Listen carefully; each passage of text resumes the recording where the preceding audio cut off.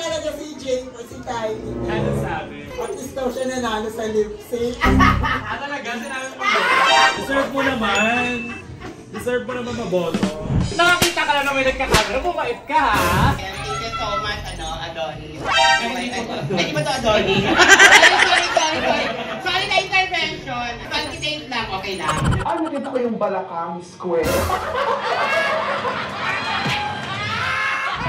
Ay, Maraya! Thank you, Maraya! Trans power!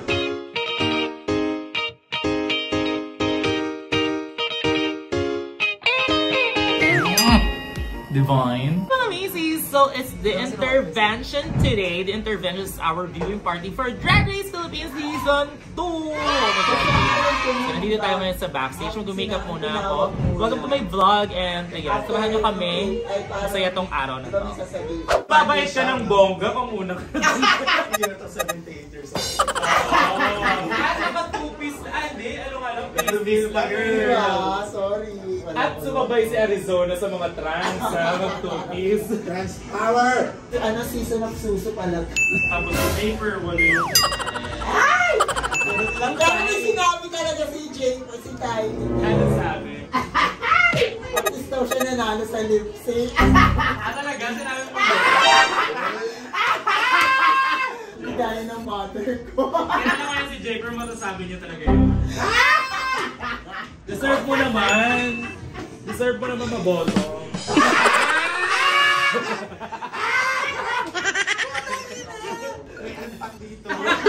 Ano ba yung nangyari sa amin sa'yo?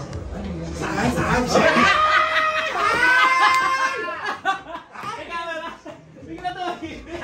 Wala.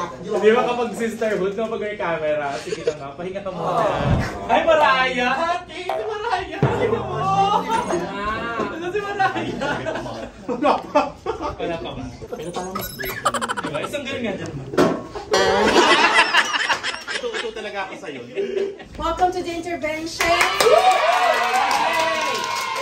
Drag Race Philippines Season 2. And we're so lucky and privileged, of course, to have the presence of our Season 2 queen.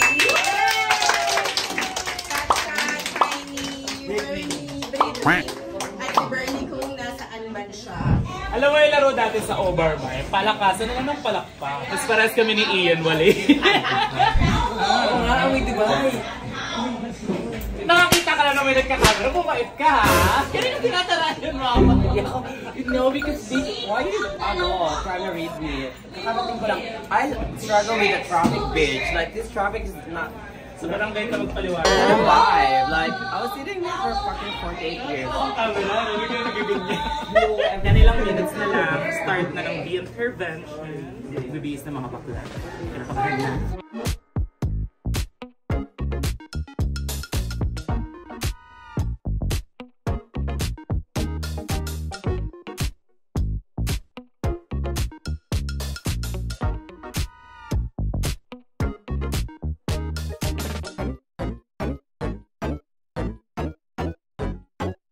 About to start in 2 minutes! Ayan, are you ready, sis? Yes, ready. Thank you nga pala sa damit mo, ha? Of course, you're welcome. Ikaw pa ba?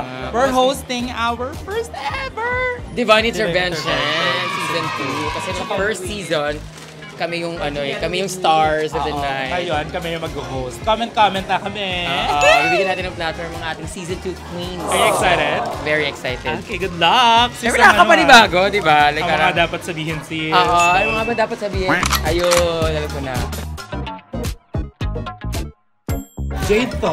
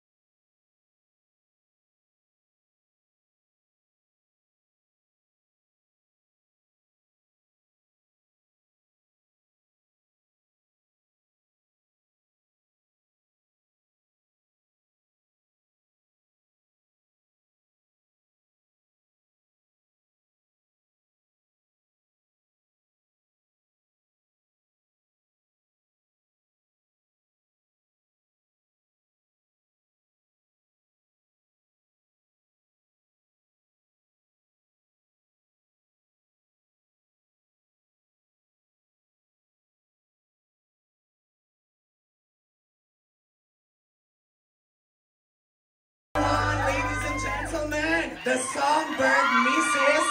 Venus Deluxe! Venus Deluxe, nakalimutan ko to. Na-miss ko itong sabihin. Divine!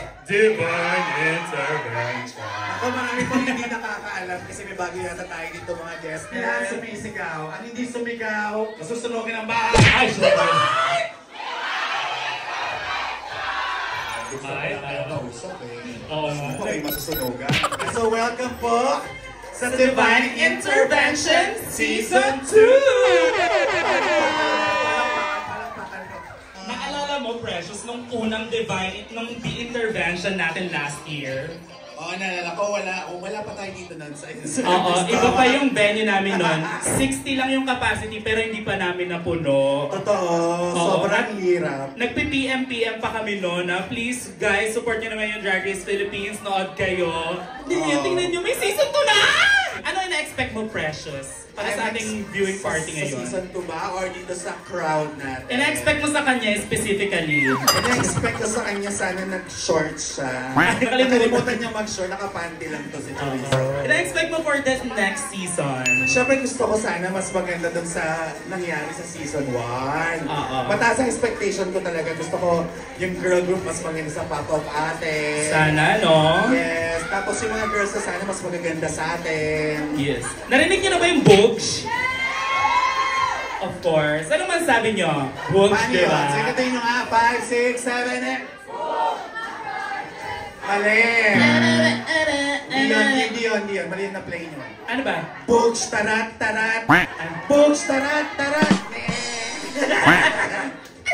Naalala mo ba yung The Intervention natin last year? Anong pinagkaiba ngayon? Mas masaya ngayon kasi hindi na tayo nahihirapan magbenta ng tickets. Talagang nakasupport agad sila sa atin. Guys, binago niyo yung buhay namin talaga. Totoo yun. Totoo. Oo, from kami yung nag-aantay na mapanood sa kami na yung nag-host ng sarili show na kaya maraming salamat po. Ang expectation ko naman for this season, siguro mas bongga kasi mas handa sila, di ba? Dapat! Oo, Dapat! mas prepared sila dahil hindi na sila pandemic nag-shoot at napanood na nila yung season 1, so tingnan natin. Nagkaroon sila ng guide paano sila sumali sa season 2. Kaya lugi talaga kami kasi kami yung talagang walang idea. True, yung mga designer natin dati, yun na din yung kinontak nila ngayon. Pati viewing party natin, nandito din sila. Oo ba? Bakit kayo nandito? What do you think is the new thing? Donatella!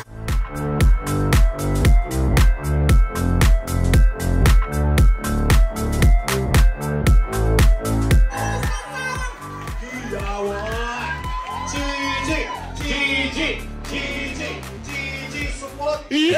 Ano ni Gigi sa personal, no? So, You forgot to mention my fucking name, you bitch. Special guest, yada yada. I didn't fly all the way here for you to fucking forget my name. Oh my God, nakakalipat ka lang siya. I'm sorry, Gigi Era. Just like how we forgot you. O hindi, joke lang. Ano si Gigi Era, love na. Gusto nito maging Divine Divas. So ito yung audition ni Gigi Era sa Divine Divas. 1 year na siyang nag-audition. 1 year? Bago Sino ba ba? kayo mag-drag race? O bago bang, hindi, after Drag Race. Ba't wala akong ballpen dito? Di ako nakapag-score. Yeah. So, next week ulit. Lipat ka ulit. So mga devotos ang magpapasya, pasado ba siya maging Divine Diva? Yeah! Ay, paano? I want to say thank you muna to everyone and whoever organized this event. Kami! Okay ba? Thank you, Mas. Okay lang ba? Hey, thank you for coming and let's do it again tomorrow. I love you. Once again, Gigi Era! Silver Queen! No, bigyan natin ng pera si Gigi Era pa uwi. Para tama na.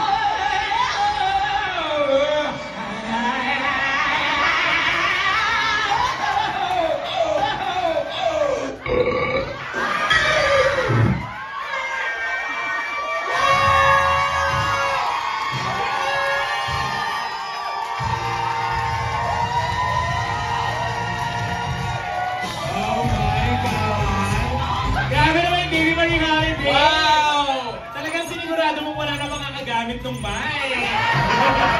May gustong patunayan! Sinigay muna natin si Tini ng konting minuto para uminom kasi medyo nakakapagod ang kanyang ginawa. Si Titi Marie Holiday yung kasama ko dati sa likod sa dressing room na pinapapanood niya ako ng Drag Race. Siya yung nag-influensya sa akin na ma-appreciate yung Drag Race. Kaya I love you so much, sis. Thank you so much para sa atin to. Para sa iyo talaga yan. Kaya I love you forever, sis. I love you too! Totoo, kasi nung mga 2016, siya lang yung marunong mag-download sa uTorrent. Kaya sa kanya kami nakikinood lahat. Totoo ba? Nakikinood sa kanya? Yes! Sa O-Bar, sa backstage. Lagi siya lang din yung may laptop na. Siya ang nakaka-LL MacBook ng 2016. Ayan, dati lang po siya techie noong 2016. Hindi yung sa 2016 yung magiging techie ko. I'm horny. I'm precious. I can still consider as one of my best friends in life. Yeah, naiyak ka diba? Alam niyo po, makwento ko ulit tayo sa pa. Si Titi Marie Holiday ang unang nagbigay sa akin ng pwesto sa dressing room ng O-Bar. Nung bago lang ako, sabi niya, come here, sit with me. Oo, pinalis niya si Kat-Kat. Yes! Ako din, si Titi Marie Holiday ang unang nagsabi sa akin na may house ka na ba? Halika sa house ko, you're now a holiday. Pero relax na ako ngayon. Hindi Marie Holiday naman yung first time na nanghiram sa akin ng foundation kahit na unang-unang araw ko sa O-Bar. Bakit parang eulogy naman to? Ano to? Si Didi ang una nagsama sa akin sa bathhouse.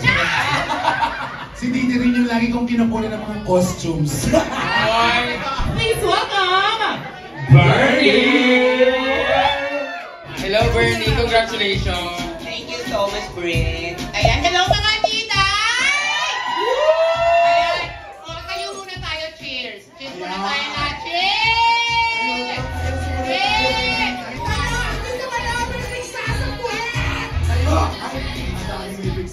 Sabi niya hindi siya umiinom, pero naubos. Hindi na talaga ako umiinom. Hindi na talaga ako umiinom. Hello, hello mga tita. And thank you so much, Adonis. Salamat sa pag-invite. Ay, di ba ito Adonis? Sorry na intervention. Ayan. Masyado. Nag-validate lang, okay lang. Bernie, ako may tanong muna ako sa'yo. Ano bang ibig sabihin ng Diday? Bakit lagi mo sinasabi yung Diday? Ayan, kasi tawag sa akin yun ni Turing actually. Kasi mukha daw akong Inday. Ayan. Diba? Yun talaga yung totoo yun. Si Turing talaga may bagsag sa akin yan na Diday. Mukha daw akong Inday. Yeah, so kung meron tayong dinodalagon, meron tayong... Hello mga Diday! Walang sasagot. Pagbutok sa inyo. Sabay-sabay! Hello, Diday! Makwento ko lang din si Bernie. Housemate ko siya for 7 years. Dati ko rin siyang kalibigin. Dati ko siyang jowa. Yes, tumira kami sa isang bahay ni Bernie. Sabay kami nagsimula niyan sa mga... Kasama ko siya sa mga gay bars. Nilalakad-lakad mo din siya malimaga. Kwento ko dati pupunta ako ng sitcom live sa Las Piñas. Kasama ko si Bernie noon. Kaming dalawa yung may dala-dalang maleta. Nagbabas kami from Mandaluyong to Las Piñas. After Las Piñas, pupunta kami ng The Library. After ng The Library, pupunta kami ng O-Bar. After ng O-Bar, pupunta pa kami ng gay bar. Kasi nandun yung mga jowa namin. Charing! Wow! So, sobrang dami namin pinagsamahan. I really believe na talagang deserve ni Bernie to. Kasi si Bernie po maliit lang yan, pero 108 years old na yan. Experience yung kay Bernie. Nung bago ako sa O-Bar, isa yan sa mga nagpapahiram sa akin ng costume. Kasi magka-size kami dati eh. Ang laki ng nilaki ko, girl! Oh my God, hindi na naman kasi Bernie. Ako naman, ng O-Bar, nangihiram ako sa kanya ng costume. Siya naman, sige hirumin mo kung may magkasya. wala ako nahiram sa kanya. So, madamot po siya.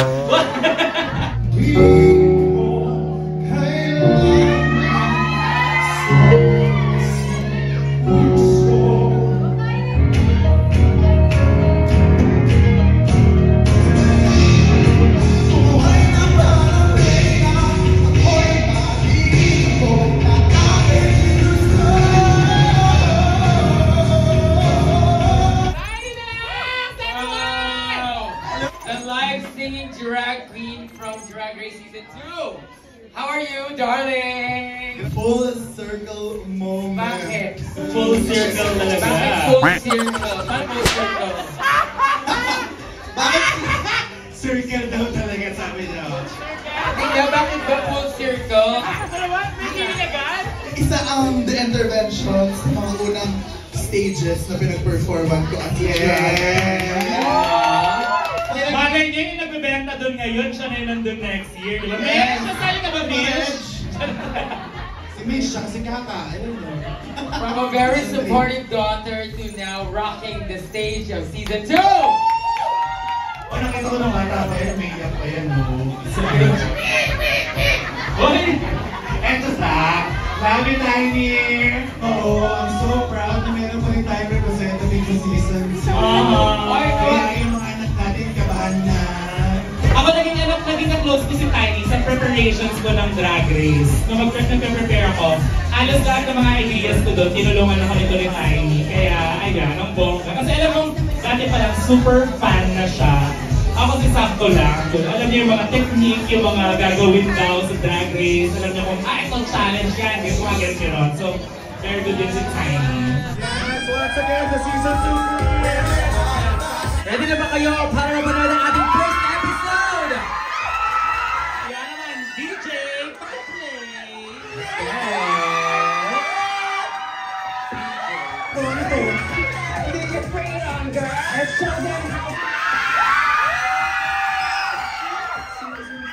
I guess that's her brand. Tapos, yung wig niya medyo hindi lace. So, talagang happy ako kasi meron na nag-represent. So the next queen, oh my God, na pumasok, Standy. Tapos may pating, may mga shark dun sa head. Nakita ko yung balakang square.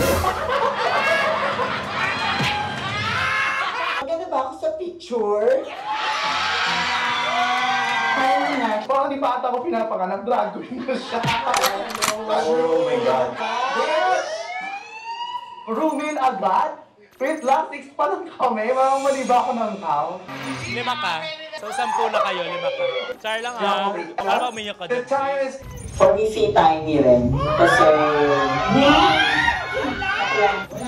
Tiny. So, ano masasabi mo sa experience mo na yun? Grabe, near sa Shay experience. Near them. Natabahan ako. Ayoko lumabas sa porch. Maalis ako sa House of Deluxe. You know what? Matagal ka ng pork chops sa paningin ko. Pero may sinabi talaga siya view niya. Anong sabi niya? Nung nanalo siya.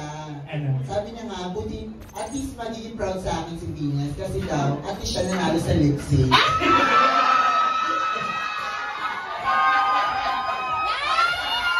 Kahit naman anong mangyari, proud ako sa iyo.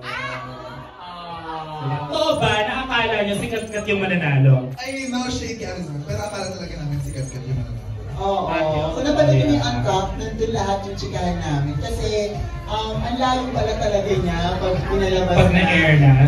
Kumpara dun sa taping pa lang. So, ayun.